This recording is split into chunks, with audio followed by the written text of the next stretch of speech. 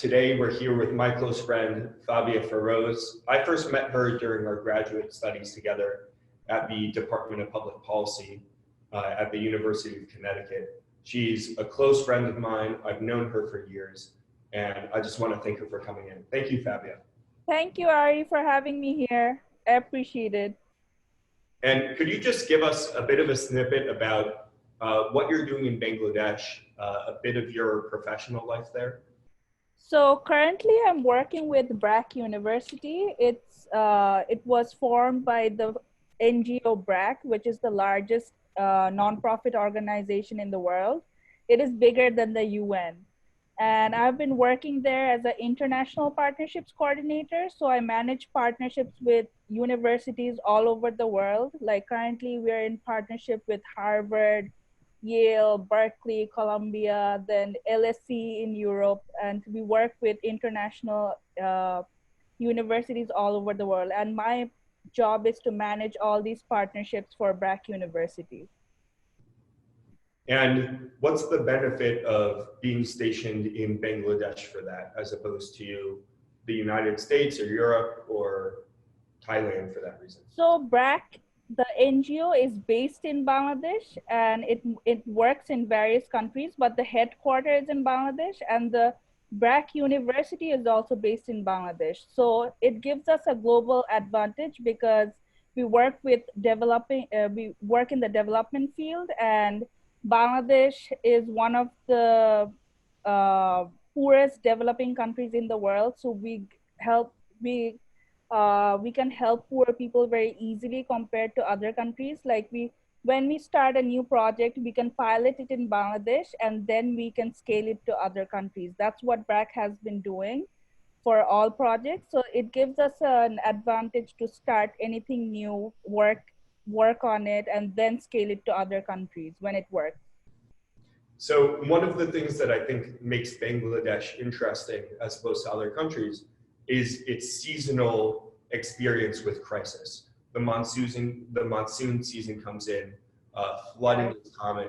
So to some extent, the entire country of Bangladesh has experience with mass crisis. Do you see a relationship between how the government or the citizenry handles the monsoon crisis that happens every year and how they're handling coronavirus? So I would say, as we're already used to the monsoon season in Bangladesh, we know how to cope with the situation every year, but I wouldn't say we are the best in coping with the situation. Still, a lot of people, when the monsoon season hits, a lot of people's houses goes underwater and a lot of people become homeless, they lose their jobs. And the government, I would say, they provide a lot of relief funds during the monsoon seasons to families who have been affected. And similarly, during the coronavirus pandemic, they're doing the same thing. They're doing cash transfers for poor people who lost jobs due to coronavirus. Like recently in Bangladesh, the government is providing about 760 crore taka, which is 7,600 million taka for group of people who lost their jobs, which includes day laborers, rickshaw or van pullers, then mechanics, construction workers, newspaper hawkers, and hotel workers. So government is currently providing 2,000 taka to each family who has been affected by coronavirus and has lost their jobs. And there are about 40 to 50 million people who are struggling to survive because they don't have jobs, and they're also suffering due to food shortages because of the coronavirus pandemic. There has been a lot of job loss, and there has been a problem in the food supply chain in Bangladesh. And a lot of people are going bed hungry every night, and the government is, similarly to the monsoon season, they're providing relief funds or cash transfers to those families who have been affected. And so Bangladesh is also a manufacturing hub. Large corporations often seek out inexpensive labor, especially in the garment industry. Garment industry, yeah. Now we know that a lot of the supply chains have been cut off or have been paralyzed, or at least are temporarily in the state of limbo. Has that affected the labor market, the job market there? Bangladesh?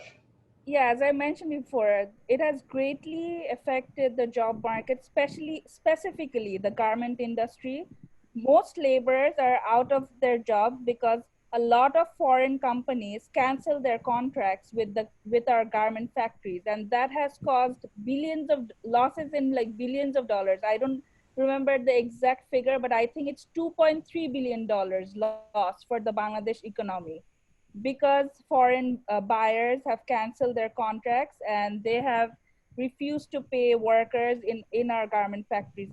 And that has caused a lot of problem for Bangladesh. And as I mentioned before, that 40 to 50 million people are out of work, and some of those people fall into that category. Like a lot of garment workers are also out of work, and they don't have any income to buy food. So it has created a lot of problem, but the government has allocated money to give to this segment of people so that at least they can buy food and find shelter. But I think the money the government has allocated, it's not enough to cover everyone.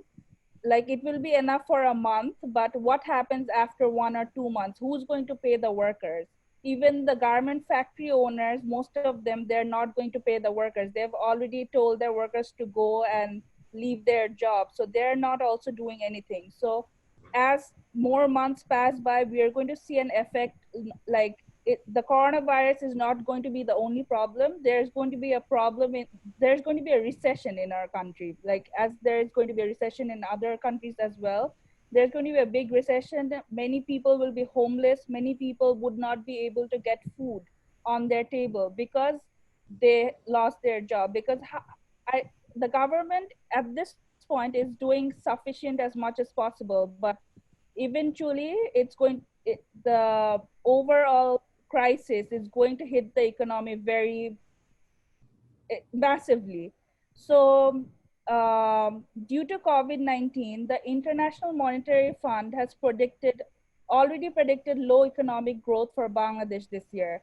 Initially, it was predicted the growth would be 7%, but now the growth has been predicted only 2% because of coronavirus. So I think as more months pass by, we are going to see this effect in a more conspicuous manner. Like we will see more people out of jobs and more people on the streets and more people not having access to food. Now, uh, Bangladesh is very close in proximity to a number of Asian powers, including India, including China. Uh, have you noticed any change in attitude in the public with how they see these foreign powers, these regional powers, especially China? China, so I would say like I think people are more hospitable more than before. Like right now, we're not talking about problems in the foreign policies anymore. All of us are working together to mitigate this crisis, which is coronavirus. And we have been trying to get help from as many foreign countries as possible to help us mitigate coronavirus.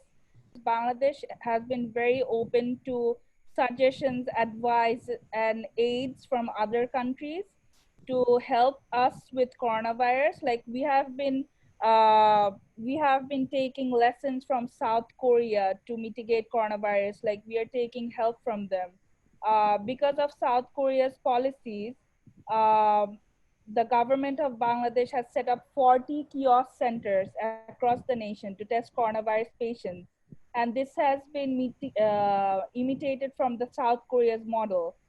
And then also I would say a lot of flights has been canceled, but as we do close business with China, there are still flights coming in from China, like China, Hong Kong, and two other countries. Like four countries flight has been still open, so we are open to business to, with China as of yet, but we have closed down borders with other countries like India, Nepal, Myanmar, Pakistan. We have already closed down borders, but with China, we're still doing business because our country is heavily dependent on Chinese products, and that's why we still couldn't shut our border for China.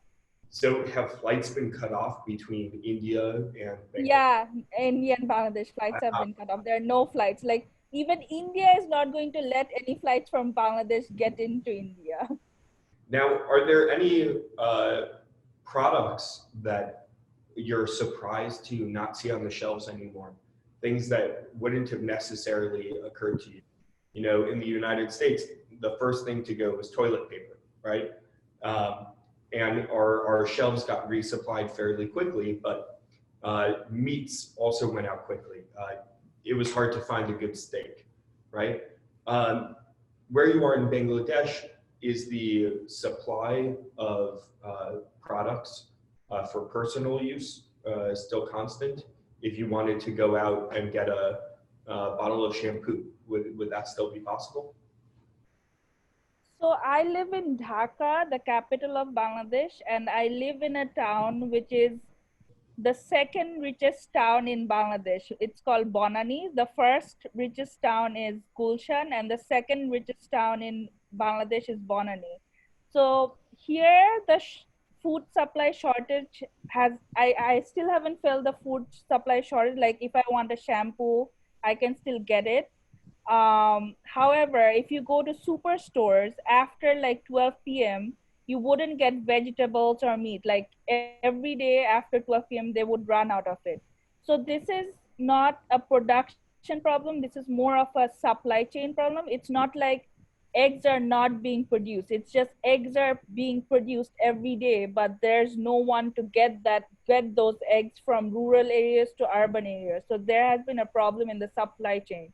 So we have enough production, but there has been a problem in the supply chain to get those products from rural areas to urban areas in Bangladesh as of now. But so far we haven't had a shortage of anything, like not significant as the developed countries, like toilet paper or shampoo or hand sanitizer. So here you will get everything. If you have money, you have access to it as of now.